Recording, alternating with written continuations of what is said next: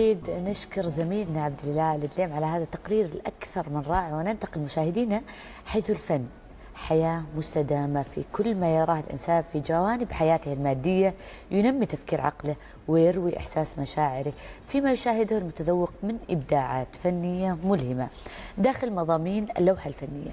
ضيفنا اليوم فنان تشكيلي سطر تجربته الفنية على مدى 4 عقود ونصف من العطاء بلمسات فنية بين التجريد والواقع في روحانية المدينة.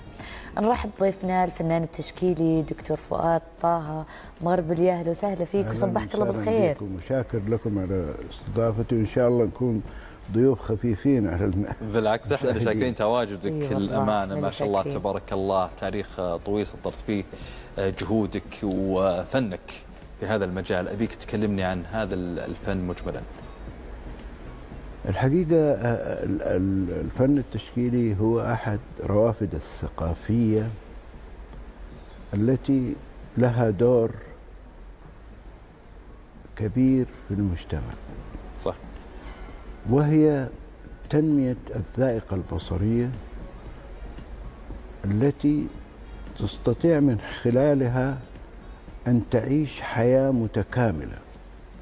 هو ليس مجرد جماليات وبرستيج أو زي ما نسميه احنا كماليات، ولكن الحقيقة هو من أهم الروافد التي تنمي التعليم، التي تنمي المجتمع بشكل كامل في جميع جوانب حياته.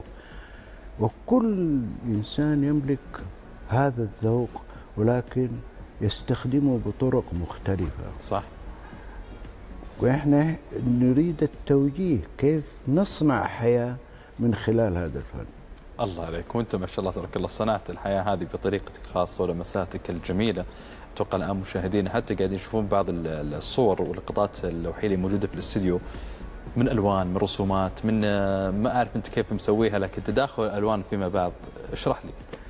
الحقيقة يعني هو أنا بالنسبة لي هناك بحث طويل بشتغل عليه بالألوان. إني بحاول هو الشكل الواقع، لأنه الواقع إحنا اللي عايشينه، إنه مصدر إلهام أي فنان أو أي مثقف هو بيئته. لو نقرأ التاريخ متكامل، كل اللي مروا في المجالات الثقافية مصادرهم بيئتهم. صحيح. وأنا أريد أن ألفت انتباه كل من يمارس هذا العمل.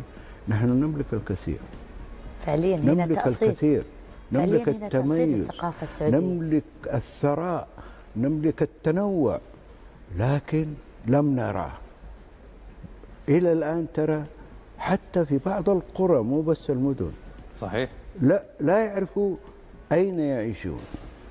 فعليا أنت قاعد تبين لنا تأصيل للثقافة السعودية